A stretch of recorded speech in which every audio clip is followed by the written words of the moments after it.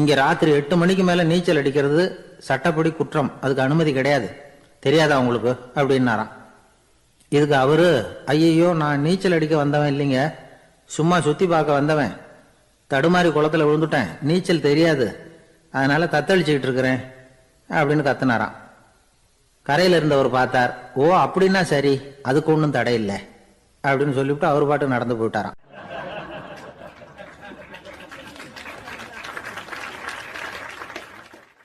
ஒரு ஊர்ல ஒரு ஆள் இருந்தான். நிறைய பணம் சேர்த்தான். அவனுக்கு சம்பாதிக்க தெரியுமே தவிர செலவு பண்ண தெரியாது. மகா கஞ்சன். காசை கையில் எடுக்கவே மாட்டான். எடுத்தா செலவு செய்ய வேண்டியிருக்குமே, அதனால இப்படியே அவன் காலத்தை ஓட்டி விட்டான். வயசாயிட்டுது. அவனுடைய மனைவி ஒரு நாள் கேட்டாங்க, இவ்வளவு நாளா நீங்க என்னை எங்கேயுமே அழைச்சிட்டு போனதில்லை, இப்போவாவது அழைச்சிட்டு போகக்கூடாதா அப்படின்னாங்க. எங்க போகணும் சொல்லுன்னா. காசிக்கு போகணும், கங்கையில் குளிக்கணும்னாங்க. இவன் பார்த்தான், இதுக்கு ஏன் அவ்வளவு தூரம் செலவு பண்ணிட்டு போகணும், நம்ம ஊர் ஆற்றுலேயே குளிக்கலாமே, இதுவும் புண்ணிய நதி தான், இங்கே குளிச்சா அங்கே குளிச்ச பலன் கிடைச்சிரும் அப்படின்னா. சரின்னு 2 பேரும் ஆத்தங்கரைக்கு போனாங்க. அன்னைக்கு ஏதோ விசேஷம், நிறைய கூட்டம், நிறைய பேர் குளிச்சுக்கிட்டு இருக்கிறாங்க. கரையில் சில புரோகிதர்கள் நின்றுக்கிட்டு இருக்கிறாங்க. குளிக்கிறதுக்கு முந்தி அவங்க கிட்ட உட்காந்தா ஏதோ மந்திரம்லாம் சொல்லுவாங்க, கொஞ்சம் காசு கொடுக்க வேண்டியிருக்கும். அதனால இவன் என்ன பண்ணான், ஆத்தங்கரையிலேயே கொஞ்சம் தூரம் போனான். ஊரை விட்டு தள்ளி வந்துட்டான், அங்கே யாருமே இல்லை. அப்பாடான்னு சந்தோஷப்பட்டான், குளிக்கலாம்னு புறப்பட்டான். இந்த நேரம் கடவுள் பார்த்தார், இந்த கஞ்சனுக்கு ஏதாவது புத்தி போகட்டணும் அப்படின்னு நினைச்சார். உடனே ஒரு புரோகிதர் மாதிரி உருவத்தை மாத்திக்கிட்டு அந்த ஆள் முன்னாடி வந்து நின்னார். அவனுக்கு அதிர்ச்சி, இங்க யாருமே இருக்க மாட்டாங்கன்னு நினைச்சா இங்கேயுமே ஒரு ஆள் வந்துட்டாரு, என்ன பண்றதுன்னு யோசனை பண்ணான். புரோகிதர் உருவத்தில் இருந்த கடவுள் சொன்னார், இதை பாருங்க, இன்னைக்கு விசேஷ நாள், நீராடுறதுக்கு முன்னாடி சுயகல்பம் பண்ணிக்கிறது ரொம்ப நல்லது அப்படின்னார். என்கிட்ட பணம் எதுவும் இல்லையேன்னா. பரவாயில்ல, அப்புறமா கொடுங்க, வாங்கிக்கிறேன், ஆனா ஒண்ணு, எவ்வளவு கொடுப்பீங்கிறத மட்டும் இப்பவே சொல்லிவிடுங்க அப்படின்னார். இவன் ரொம்ப யோசனை பண்ணான். ஒரு 10 பைசா தரேன் அப்படின்னா. சரின்னு ஒத்துக்கிட்டு எல்லா கிரியைகளையும் அவர் செஞ்சார். அதுக்கப்புறம் கணவனும் மனைவியும் ஆத்துல குளிச்சாங்க. அவர் போயிட்டார். கொஞ்ச நாள் கழிச்சு அவன் வீட்டுக்கு வந்தார், கடனை வசூல் பண்றதுக்கு. வாசல்ல நின்றுகிட்டு இருந்த அவன் மனைவி இவரை பார்த்ததும் தயங்க ஆரம்பிச்சாங்க. அந்த அம்மா கிட்ட விஷயத்த சொன்னார். அந்த அம்மா ஓடி போய் உள்ள இருக்கிற தன்னுடைய கணவர்கிட்ட சொன்னாங்க. அவன் யோசனை பண்ணான், இப்போ வெளியில போனா அவனுக்கு 10 காசு கொடுக்க வேண்டியிருக்கும், அதனால எனக்கு காய்ச்சல்னு அந்த ஆளுகிட்ட சொல்லிவிடு, இன்னொரு சந்தர்ப்பத்தில் என்னை வந்து பார்க்க சொல்லு அப்படின்னா. அந்த அம்மா போய் சொன்னாங்க. அப்படிங்களா, அப்படின்னா அவரை நான் உடனே போய் பார்க்கணுமே அப்படின்னு உள்ள நுழைய ஆரம்பிச்சார். அவங்க மறுபடியும் இருங்க இருங்க தான் வரேன்னு சொல்லிவிட்டு உள்ள ஓடி விஷயத்த சொன்னாங்க. இது எதுடா வம்பா போச்சு அப்படின்னு பார்த்தான். மனைவியை கிட்டத்தில் கூப்பிட்டான், இதோ பாரு, ஜன்னி கண்டு நான் இறந்து போயிட்டதா சொல்லிவிடு அப்படின்னா. சொன்னாங்க. புரோகிதர் பார்த்தார். அப்படின்னா ஒரு வழியா இருந்து அவருடைய இறுதி சடங்குகளையும் நானே முடிச்சுட்டு போயிடுறேன் அப்படின்னார்.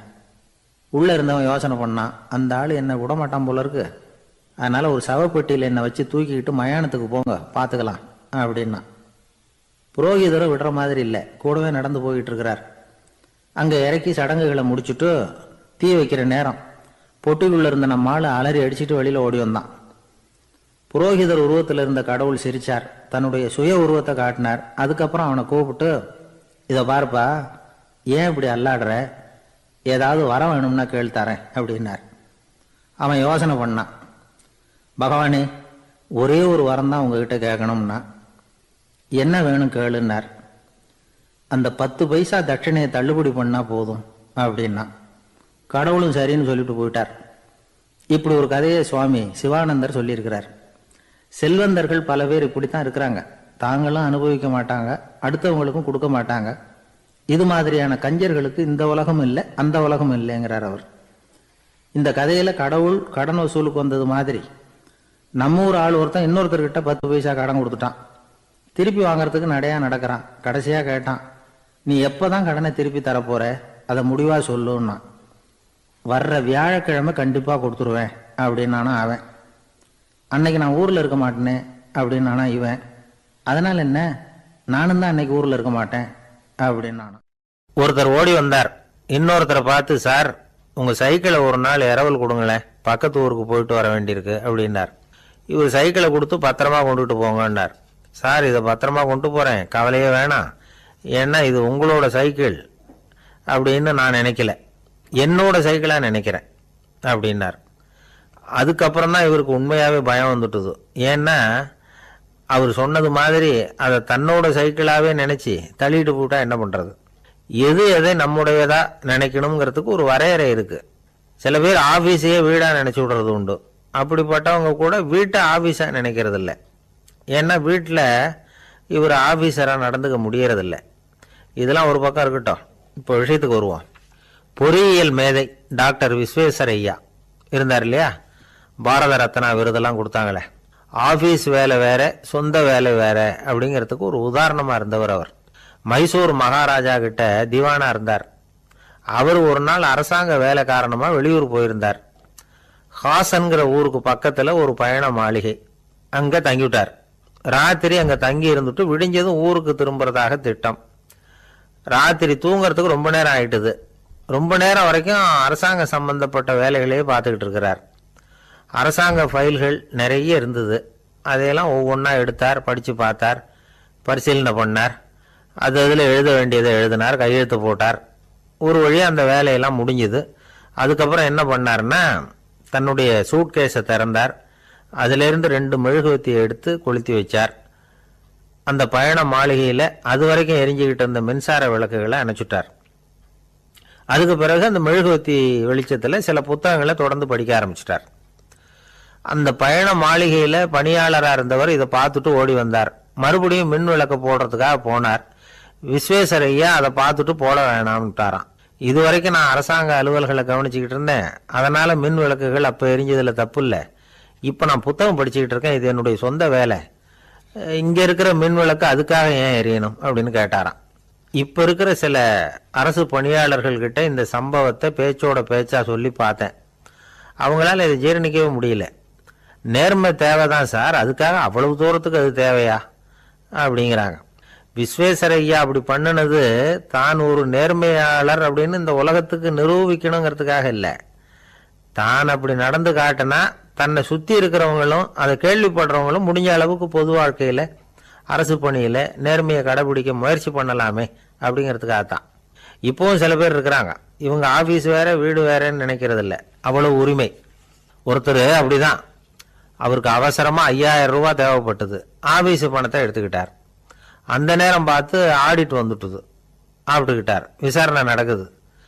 அவர் சொல்கிறார், சார் நான் நேரம் காலம் பார்க்காம ஆஃபீஸில் வேலை செய்வேன், ஏன்னா அதை என்னோட ஆஃபீஸாக நினைக்கிறேன். அவசரத்துக்கு அந்த பணத்தை எடுத்தேன், மறுபடியும் வச்சுடலாம்னு தான் இருந்தேன், அதுக்குள்ளே இப்படி ஆயிட்டுது. நீங்கள் என்ன நினச்சாலும் சரி, நான் ஆஃபீஸ் வேற வீடு வேற அப்படின்னு நினைக்கிறது இல்லை, அது என்னோட சுபாவம் அப்படின்னார். விசாரணை பண்ணவர் தீர்ப்பு வழங்கினார். உங்கள் சுபாவத்துக்கு மதிப்பு கொடுத்து நானும் தீர்ப்பு வழங்குறேன். நீங்கள் கொஞ்ச நாள் ஜெயிலில் இருந்துட்டு வாங்க, அது உங்களுக்கு கஷ்டமாக இருக்காதுன்னு நினைக்கிறேன். ஏன்னா அங்கே போனாலும் நீங்கள் உங்கள் சுபாவப்படி வீடு வேற ஜெயில் வேறன்னு நினைக்க மாட்டீங்க அப்படின்னாராம்.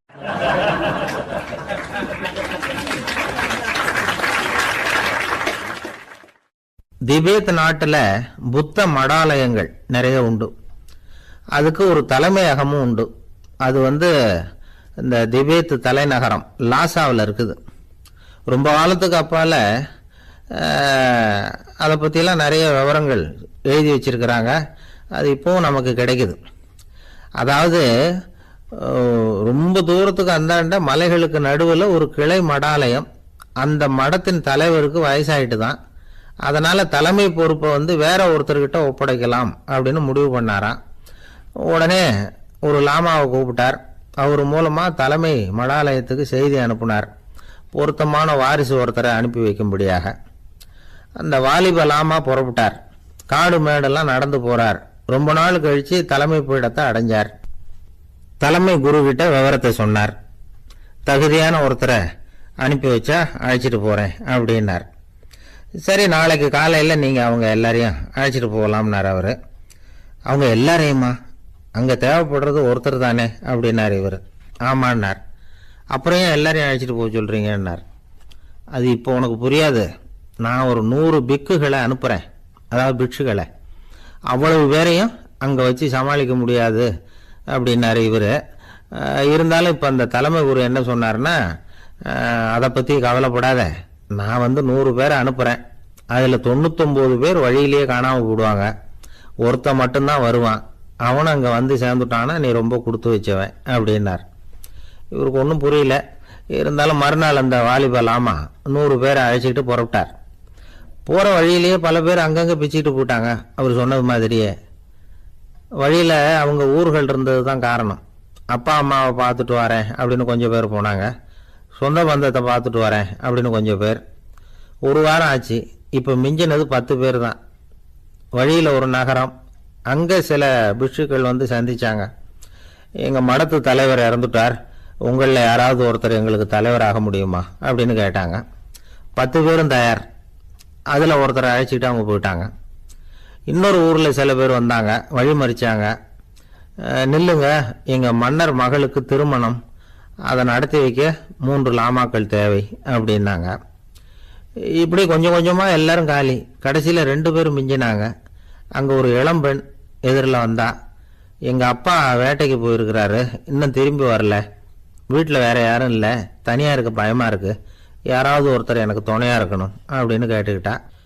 எங்கள் 2 பேரில் நீயே ஒருத்தரை தேர்ந்தெடுத்துக்கோ, இல்லைன்னா எங்களுக்குள்ள சண்டை வந்துடும் அப்படின்னாங்க. இப்போ மிஞ்சினவர் ஒருத்தர், அவருக்கும் ஒரு சோதனை வந்தது. ஒரு தர்க்கவாதி எதிரில் வந்தான், உன்னோட வாதம் பண்ணணும்னா. இவனோட வாதம் பண்ணுறேன், அது முடிய ரொம்ப காலம் ஆகலாம், தர்க்கத்தில் நான் ஜெயிச்சா அங்கே வரேன், இல்லைன்னா இவருடைய சீடனை ஆயிடுவேன் அப்படின்னார் அவர். கடைசியாக அழைக்க வந்த வாலிபலாமா மட்டும் வெறும் கையோடு திரும்பி போனார். அங்கே இருந்த வயசான மடாதிபதி கேட்டார், எத்தனை பேர் அங்கேருந்து புறப்பட்டீங்கன்னார். என்னையும் சேர்த்து 101ன்னார் அவர். நல்லது, நீயாவது திரும்பி வந்திய, அதுதான் எனக்கு போதும், ஏன்னா நீ தான் எனக்கு உண்மையான வாரிசு, அந்த 100 பேரில் யாரும் வரமாட்டாங்க அப்படின்னார் அவர். ஏன்னா அவருக்கு தெரியும் இவர் ஒருத்தர் தான் திரும்பி வருவாருங்கிறது. திபேத்தில் ஒரு பழங்கால பழமொழி உண்டாம், 100 பேர் செல்லலாம், எப்பொழுதாவது ஒருவன் அபூர்வமாக அடைய வேண்டிய இடத்தை அடைவான். இதுதான் அந்த பழமொழி. ஒரு உன்னதமான இலக்கை அடையணும்னா அது அவ்வளவு சுலபமான காரியம் இல்லை. இந்த காலத்து மடாலயம் ஒன்று, அதில் ஒரு தலைவர், அவருக்கு வயசாயிட்டுது, தனக்கு ஒரு வாரிசை நியமிக்கணும் அப்படின்னு ஆசைப்பட்டார். ரொம்ப கஷ்டப்பட்டு ஒருத்தரை பிடிச்சார், தனக்கு வாரிசா நியமிச்சுட்டு அவர் சமாதி ஆயிட்டார். புதுசாக பொறுப்பேற்றுக்கிட்டவர் அப்படியே உட்காந்துருந்தார். அவரை தேடிட்டு பத்திரிகை நிருபர்கள்லாம் வந்தாங்க, கேட்டாங்க. அவர் உங்கள் பொறுப்பில் அவர் பெரியவர் விட்டுட்டு போன இது எவ்வளவு சுமாராக தேரும், எவ்வளவு விட்டுட்டு போனார் அப்படின்னு கேட்டிருக்கிறாங்க. அது என்ன ஒரு 50 லட்சம் இருக்கும் அப்படின்னாராம். அவ்வளவும் பணமா அப்படின்னு கேட்டிருக்காங்க. இல்லைங்க, கடன் அப்படின்னாராம் இவர்.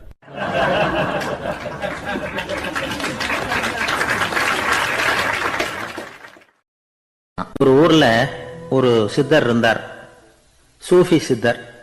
அவர் ஞானம் பெற்ற ஒரு சித்தர். ஒரு நாள் அந்த நாட்டு மன்னன் அவரை பார்க்கறதுக்காக வந்தான். என்ன வேணும் உனக்குன்னு கேட்டார். நான் கடவுளை பார்க்கணும், அதுக்கு நீங்கள் தான் உதவி பண்ணணும் அப்படின்னா அவன். சித்தர் கொஞ்சம் யோசனை பண்ணார். சரி, போயிட்டு நாளைக்கு வாடினார். அதே மாதிரி மன்னன் போயிட்டு அடுத்த நாள் வந்தான். இங்கே நீ என்னோட ஒரு வாரம் தங்கியிருக்க வேண்டியிருக்கும்னார். சரின்னா ஒரு பிச்சை பாத்திரத்தை தூக்கி கையில் கொடுத்தார்.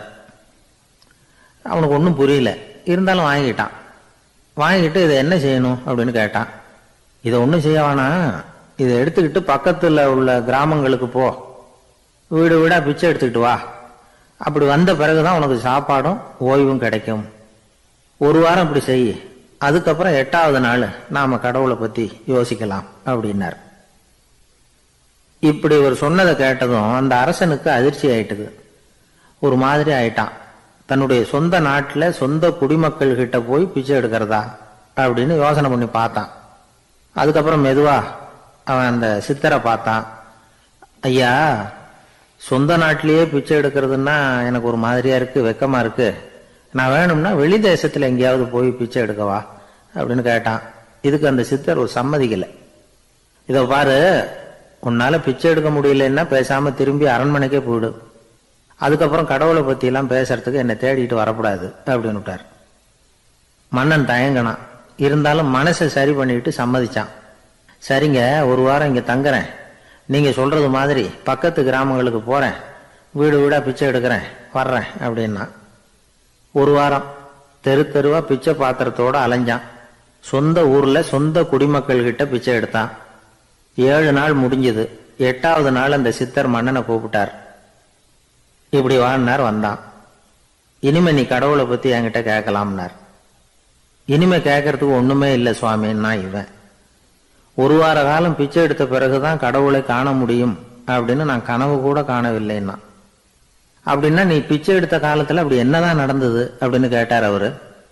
சுவாமி, ஒரு வார காலம் பிச்சை எடுத்ததுல என்னுடைய ஆணவம் அழிஞ்சுட்டுது. அது இப்போ இருக்கிற இடமே தெரியல. இப்போ அதை காணவே காணோம். பிச்சைக்காரனா இருந்தப்போ பெற்றதை மன்னனாக இருக்கும்போது பெற முடியாதுங்கிறத புரிஞ்சுக்கிட்டேன் அப்படின்னா மன்னன். அடக்கம் பிறந்தவுடன் தெய்வீக கதவுகள் திறந்து கொள்ளுகின்றன அப்படிங்கிறார் ஓஷோ. நம்மால் ஒருத்தன் ஆணவம் அழியணுங்கிறதுக்காக ஒரு திருவோட்டை எடுத்துக்கிட்டு தெரு தெருவா பிச்சை எடுக்க ஆரம்பிச்சான். என்ன, தெய்வீக கதவுகள் திறந்துதா அப்படின்னு கேட்டார் ஒருத்தர். தெய்வீக கதவு திறக்கிறதுக்கு முன்னாடியே எங்க வீட்டு கதவு சாத்திக்கிட்டுதுன்னா. என்னடா சொல்றேன்னார். இனிமே வீட்டுக்குள்ளேயே வர வேணாம், இதையே தொழிலா வச்சுக்கோ அப்படின்னு எங்க வீட்டுல சொல்லிவிட்டாங்க சார் அப்படின்னா. இதே போல நான் சொன்னது மாதிரி முன்னாடி இவர் ஒரு இறைநேச செல்வர் ஒருத்தர் இருந்தார். ஒரு அம்மா எனக்கு அப்பா தண்ணி கொடுப்பா அப்படின்ட்டு படுக்கையில் இருந்த அம்மா. இவர் ஏதோ படிச்சுக்கிட்டு இருந்தவர், ஒரு சின்ன இளைஞர். உடனே ஓடி போய் ஒரு குவளையில தண்ணி எடுத்துட்டு போய் அம்மாவுக்கு முன்னாடி நிற்கிறார். முன்ன அந்த அம்மா அதுக்குள்ள தூங்கி போச்சு. இவர் அந்த தண்ணியை வச்சுக்கிட்டு அவர் பாட்டு நிற்கிறார். விடிஞ்சு போச்சு. விடிகிற சமயத்தில் அந்த அம்மா முடிச்சு பார்க்குது, பையன் தண்ணியோட கையில் வச்சுட்டு நிற்கிறார். ஏம்மா, என்னப்பா நீ ராத்திரி பூரா தண்ணியோட நின்றுட்டு இருக்கிறியா எனக்கா அப்படின்னு. அப்பா அவர் சொன்னாராம், ஆமாம்மா, ராத்திரி தண்ணி தாகமாக இருக்குன்னு கேட்டீங்க, உடனே தண்ணி கொண்டு வந்துட்டேன். ஓடி வந்து பார்க்கும்பொழுது நீங்கள் தூங்கிக்கிட்டு இருந்தீங்க. தூங்கிட்டு இருக்கும்பொழுது உங்களை எழுப்ப வேண்டாம், தூக்கத்தை கெடுக்க வேண்டாம்னு நான் நினச்சேன், அதனால் எழுப்பலை. தூக்கம் முழிக்கிற சமயத்தில் உடனே தாகமாக இருக்கும், தண்ணி குடிக்கணும்னு ஆசைப்படுவீங்க, அதனால் தண்ணியை பக்கத்துலேயே வச்சுட்டு நிற்கிறேன் அப்படின்னு அந்த இளைஞர் சொன்னாராம். அப்படியே கட்டி பிடிச்சிட்டு நீ பிற்காலத்தில் பெரிய அறிஞராக வருவேன்னு சொல்லி அந்த அம்மா வரணும்னு சொல்லி இறைவனை வேண்டாங்களாம். அவர் தான் இஸ்லாமிய மார்க்கத்தில், தீன் மார்க்கத்தில் பெரிய ஆளானது. அதாவது ஷர்புதீன் யாஹ்யான்னு ஒருத்தர், அவர் பெரிய இஸ்லாமிய பேரறிஞராக வந்தார். இப்படி அம்மா பேரில் பாசமாக உள்ளவங்கள்லாம் இருந்தாங்க நிறையா. அப்படி அந்த குடும்பத்தில் அந்த பாசம் நேசம் எவ்வளவு இருக்கோ அவ்வளவுக்கு அவர்கள் உயர்வார்கள்ங்கிறது தான் நம்முடைய பெரிய இதெல்லாம் பெரியவங்கள்லாம் சொல்லியிருக்கிறது. அதுதான். இருக்கிற எல்லாருக்கும் வணக்கம். நான் இப்பொழுதுதான் முதல் தடவையாக இந்தியாவை விட்டு வெளியில் வந்திருக்கிறேன். அதுவும் உங்கள் ஊருக்கு வந்ததில் ரொம்ப சந்தோஷம், மகிழ்ச்சி. என்னை பற்றி ரொம்ப பெருமையாக பல வார்த்தைகள்லாம் சொன்னார். அவர் அவ்வளவு பெருமையாக சொன்னதற்கு காரணம் அவ்வளவும் நானே அவருக்கு எழுதி கொடுத்தது.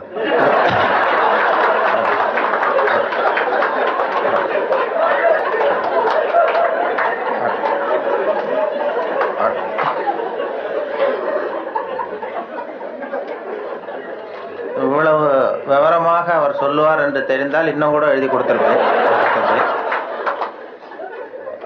அதனால அவருக்கு முதல்ல நன்றி சொல்ல வேண்டும். எனக்கு யாரும் பொன்னாடையெல்லாம் போத்துகிற பழக்கம் எனக்கு அதிகமாக அனுபவம் இல்லை. யாரும் போத்துறதில்லை. நானா போய் பேசிட்டு வருவேன். இப்படிப்பட்ட பொன்னாடைகள் இங்கே ரொம்ப அபூர்வமாக போத்துனது, அதுவும் இந்த இடத்துக்கு ரொம்ப அவசியம். அது குளிர் அதிகமாக இருக்கிறது. நான் காசு கொடுத்து பொன்னாடை போத்திக்கிறது உண்டு சில இடங்கள்ல. இதெல்லாம் கௌரவத்துக்காக போற்றப்படுகிற பொன்னாடை. காசு கொடுத்து பொன்னாடை போத்திக்கிறது உண்டு. நாங்கள் இந்தியாவில் மாதம் ஒரு முறை இப்படி போத்திக்குவேன். அது யாருன்னா எனக்கு இந்த முடி வெட்டுகிற நண்பர்கிட்ட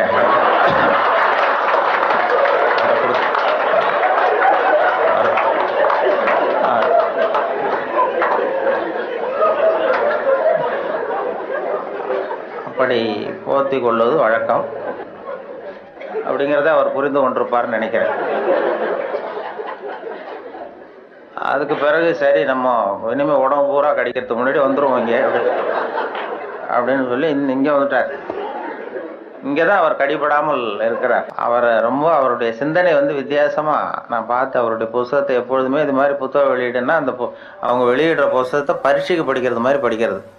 அப்போ தான் அதை பற்றி விவரமாக தெரியும்னு சொல்லி படித்து வச்சுக்குவேன். அவர் புத்தகம் அது மாதிரி ஆரம்பத்தில் சொன்னது மாதிரி செய்திகளை கவிதையாக்கி இருக்கிறாருன்னு சொன்னாங்களே, அது செய்திகளை கூட கவிதையாக்கலை, செய்திகள் ஏற்படுத்தின உணர்வுகளை அவர் கவிதையாக்கியிருக்கிறார்.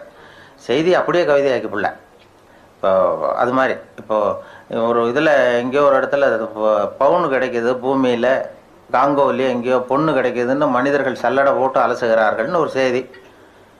யாரோ மண்ணில் பொண்ணு கிடைக்கிது, தங்கம் இருக்குன்னதும் மனிதர்கள்லாம் போய் கும்பலாக சல்லடை போட்டு சலிச்சுக்கிட்டு இருந்தாங்களாம். இது செய்தி. இதை இவர் பார்க்கும் பொழுது நானும் சலிச்சு பார்க்குறேன், ஒரு மனுஷன் கூட கிடைக்கலையே அப்படிங்கிறார். அதான் அது அப்படியே செய்தி ஆக்கலை. இவர் அதை தன்னுடைய உணர்வுகள், அதாவது தமிழில் கவிதை எழுதுறதுக்கு கொடுத்து வைக்கணும் ரொம்ப. என்ன காரணம்னா, மொழியியல் அறிஞர்கள்லாம் என்ன சொல்கிறாங்கன்னா, மொழியெல்லாம் தெரிஞ்சவங்க, மற்ற மொழிகளில் கவிதை இருக்கிறது, தமிழ் கவிதையாகவே இருக்கிறது அப்படின்னு சொன்னாங்க. அப்படி அப்படி அப்படி கவிதையாகவே இருக்கிற ஒரு மொழியில் கவிதை எழுதுறதுக்கு நாமெல்லாம் கொடுத்து வைக்கணும். தமிழர்களாக பிறந்ததுக்கும் கொடுத்து வைக்கணும். ஏன்னா நம்மளை விட மற்றவர்கள் நிறைய தெரிந்து வைத்திருக்கிறார்கள் தமிழை. அந்த வெளிநாடு போனவங்கலாம் சொல்லியிருக்கிறாங்க. அந்த இது நயாகரா போய் அமெரிக்காவில் நயாகரா பார்த்தவங்க போயிட்டு பார்த்துட்டு என்கிட்ட பேசும்போது சொல்லுவாங்க, அங்கே நயாகராவில் நல்வரவுன்னு தமிழ் எழுதி வச்சிருக்கிறாங்களாம். அவங்க போய் கேட்டிருக்கிறாங்க, எதுக்கு இந்த ஊரில் தமிழ் எழுதி வச்சிருக்கிறீங்களேன்னா, உலகத்திலே பெரிய அருவி இது, அதே மாதிரி உலகத்திலேயே பெரிய மொழி தமிழ், அதனால் எழுதி வச்சிருக்கிறோம் அப்படின்னு சொன்னாங்க. அவங்களுக்கு தெரியுது. ஆனால் நம்ம ஊரில் இங்கிலீஷில் தான் எழுதி வைக்கிறோம் நம்ம. அது ஏன்னா அது இருக்கட்டும், இருந்துட்டு போட்டோம் அப்படின்னு. ஆனால் அப்படி எழுதினா தான் கௌரவமாக பார்க்குறாங்க. அதனால் அப்படி எழுத வேண்டியிருக்கு. வெளியூரில் அதே மாதிரி சில நாடுகளில், ஜப்பானில் ஒரு பல்கலைக்கழகத்தில் மோட்டோ அதுதான் யாதும் ஊரே யாவரும் கேளிருங்கிறது தான் அவங்களுடைய கொள்கை. அதை அப்படியே எழுதி வச்சிருக்கிறாங்களா, யாதும் ஊரே யாவரும் கேளிர்னு. அதை விட சர்வேயர்னு ஒரு விண்கலம் அனுப்புனாங்க செவ்வாய் கிரகத்துக்கு. சர்வேயர் செவ்வாய் கிரகத்தில் மனுஷன் இருப்பானா இல்லையான்னு சோதனை கண்டுபிடிக்கிறதுக்கு இங்கேருந்து அமெரிக்காவிலேருந்து நாசாவிலேருந்து விண்கலம் போச்சு.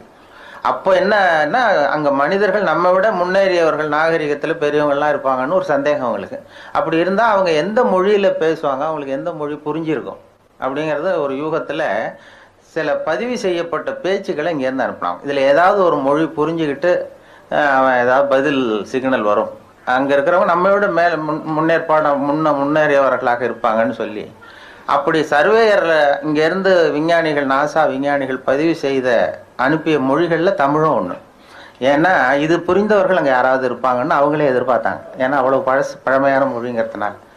அதே மாதிரி இயேசுவனுடைய வழிபாட்டு கொள்கைகள் 10 கட்டளைகள் அந்த ஒலிவ மலையில் 10 மொழிகளில் கல்வெட்டு மலையில் பொறிக்கப்பட்டிருக்கு. அதில் தமிழ் மொழியிலும் பொறித்திருக்கிறார்கள். இப்படிலாம் கேள்விப்படும்பொழுது அது பொறிக்க வேண்டிய இடத்துல நம்ம ஊரில் பொறிக்கலையேங்கிறது தான் கவலை. அப்படி நிறைய கேள்விப்படுகிறோம் அதை பற்றி. அப்படிப்பட்ட தமிழில் கவிதை எழுதுகிறதுக்கு அவர் கொடுத்து வச்சிருக்காரு. அவருக்கும் அதை அவங்க அம்மையார் சொன்னாங்க, அவங்க எல்லாருடைய வெற்றிக்கும் ஒரு காரணம் பின்னாடி ஒரு பெண்மணி தான் பின்னாடி இருப்பாங்கன்னா, அவருடைய வெற்றிக்கு அவருடைய மனைவி தான் காரணம் அப்படின்னு சொன்னாங்க. அது வாஸ்தவம் தான். நான் என்னுடைய வெற்றிக்கு கூட என்னுடைய மனைவி தான் காரணம். ஏன்னா நான் முக்கியமான விஷயம் எழுதும் பொழுதெல்லாம் அவங்க பிறந்த வீட்டுக்கு போயிடுவாங்க. ஏதோ ஒரு வகையில் எப்படியோ ஒரு வகையில் உதவி பண்ணுறது, அதுவும் ஒரு உதவி தான். அதாமல் செய்யாமல் செய்கிற உதவி. அதனால் அவர்களை இந்த நிலைமையிலும் நான் ரொம்ப நன்றியோடு நினைத்துக் கொள்கிறேன். இன்றைக்கு முக்கியமான தகவல் நான் தாமதமாக வந்தது தான். இருந்தாலும் இந்த இன்று ஒரு தகவல் என்கிற நிகழ்ச்சி வானொலியில் 14 ஆண்டுகள் சென்னை வானொலியில் ஒலிபரப்பானது, இடைவிடாமல் நாள்தோறும் 14 ஆண்டுகள் தொடர்ந்து ஒலிபரப்பானதுக்கு காரணம் என்னை வேறு எந்த நிலையத்துக்கும் மாற்றாமல் இருந்தது தான் காரணம். அது தினம் காலையில் ஒரு 5 நிமிஷங்களுக்கு சொன்னோம். அது தொடங்கியதே ஒரு வேடிக்கையான விஷயம். நான் கேன்டீனில் சாப்பிட்டுக்கிட்டு இருக்கும்பொழுது சக ஊழியர்கள்ட்ட பேசிக்கிட்டு இருந்தேன். நீங்கள் இனிமேல் ரேடியோவில் ரொம்ப சிரமப்பட்டு நிகழ்ச்சிகள் தயார் பண்ண வேண்டாம், ஏன்னா தொலைக்காட்சி வந்து விட்டது, அதனால் எல்லோரும் அதை தான் பார்க்க போகிறாங்க, நாம் ஒன்றும் அதிகமாக சிரமப்பட வேண்டியதில்லைன்னு சொல்லிகிட்டு இருந்தேன் வேடிக்கையாக. இது எங்களுடைய இயக்குனர் காதுக்கு போயிட்டுது.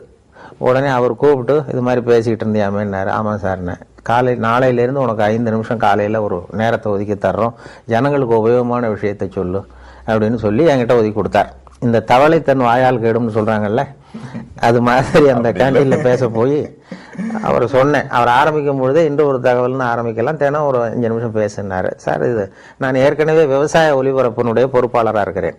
விவசாய நிகழ்ச்சிகளுடைய ஒளிபரப்பு பொறுப்பாளர். அதையும் பார்த்துக்கிட்டு இன்னொரு தகவலையும் சொல்கிறதுங்கிறது சிரமமாக இருக்கும். அதனால் ஒரு வாரம் ஒரு நேரம்னு வைத்துக்கொள்ளலாம்னு சொன்னேன். வாரத்துக்கு ஒரு நிகழ்ச்சியாக. இல்லை நீயே சொல்ல வேண்டாம், தொடர்ந்து ஒரு மாதம் சொன்னால் போதும், அடுத்த மாதத்துக்கு வேறொரு பொறுப்பாளரை நியமிச்சுடலாம் அப்படின்னு சொல்லி தான் அவர் என்கிட்ட அந்த பொறுப்பை படித்தார். 1988 ஜூலை 1 தேதி இதை தொடங்கணும்.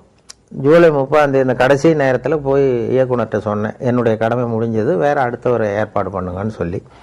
அப்போ ஐயோ அதை நான் மறந்துட்டேன், திடீர்னு இப்போ இன்றைக்கி நாளைக்கு வேற ஒருத்தட்ட ஒப்படைச்சோம்னா அவர் சிரமப்படுவார், அதனால் இந்த ஆகஸ்ட் மாதமும் நீயே சொல்லிட்டு வா, செப்டம்பரில் மாற்றிக்கலாம்னு சொல்லி சொன்னார்.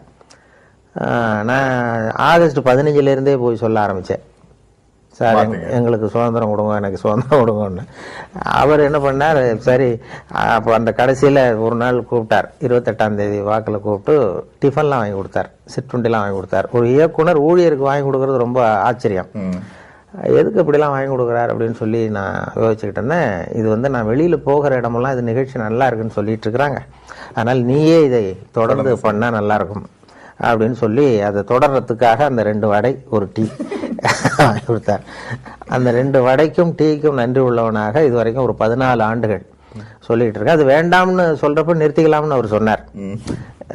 தொடர்ந்து சொல்றது சிரமமா இருக்கும்னா, இல்லை நீ எப்போ வேண்டான்னு சொல்றியோ அப்போ நிறுத்திக்குவோம் அப்படின்னார். நான் வேண்டான்னு சொல்ற கட்டத்துக்கு வரும்போது அவர் டிரான்ஸ்ஃபர் ஆகி போயிட்டார். அதனால அதையும் சொல்ல முடியல. 14 ஆண்டுகள் இது ஆரம்பத்தில் எனக்கு சுமையா தெரிஞ்சுது. ஏன்னா ஒரே நிகழ்ச்சி தினந்தோறும் சொல்ல வேண்டிய கட்டாயம் இருக்கேன்னு. அப்புறம் அது சுகமாக போச்சு, ஏன்னா அது பழக்கப்பட்டு போச்சு. அதுக்கிடையில் இந்த பார்வையற்றவர்கள்லாம் என்னை தேடி வர ஆரம்பித்தார்கள். பார்வை இல்லாதவர்கள்லாம் என்னை தேடி அது யார் இன்று ஒரு தகவல் சொல்கிறவர்னு அப்படி தடவி பார்க்குறது, முகத்தை தடவி பார்க்குறது, அப்படி ஒரு ஆர்வம் அவங்களுக்கு. என்னன்னு கேட்டால், எங்களுக்கு பல புத்தகங்களை படிக்கிறதுக்கு நேரம் இல்லை, நீங்கள் இப்போ எங்களுக்காக பல புத்தகங்களை நீங்களே படிச்சுட்டு எங்களுக்கு சொல்கிறீங்க, அதனால் இதை நிறுத்திடாதீங்க சார், தொடர்ந்து இது நடத்தணும்னு சொல்லி அவர்கள் தான் எனக்கு ஊக்கம் கொடுத்தவர்கள். அதனால் ஒரு ஊக்கமும் வந்துட்டது, இதை விடப்படாதுன்னு சொல்லி தொடர்ந்து அதை உற்சாகத்தோடு செய்ய ஆரம்பிச்சிட்டேன். இப்போ எனக்கு பிடிச்ச தகவல், இது மாதிரி ஒரு பேட்டியில் தான் என்னை கேட்டார்கள். அங்கே இப்போ சென்னையில் இந்த இப்போ நையாண்டி தர்பார், அரிகிரி அசம்பிளின்னு அந்த வேடிக்கையான நிகழ்ச்சிகள் இருக்கு இல்லையா, அப்போ அந்த அரிகிரி அசம்பிளி நீங்கள் நேயர்கள் இந்த 2 பேர் நம்மளை எப்படி கிண்டல் பண்ணிக்கிட்டே இருப்பாங்க, ஏதாவது பதில் சொல்லிகிட்டே இருக்கணும். அப்போ அவர்கள் கேட்டாங்க, எங்களுக்காக ஒரு தகவல் சொல்லுங்களேன் அப்படின்னு அந்த 2 பேரும் என்ன கேட்டாங்க. அப்போ சொன்னேன், அந்த தகவல் வேணா இப்போ சொல்கிறேன். அது என்னென்னா, ஒரு ஊரில் திடீர்னு ஒருத்தருக்கு 2 பேருக்கு ஏதோ தலைவலி, அவர் மருத்துவமனைக்கு வந்திருக்கிறாங்க 2 பேரும்.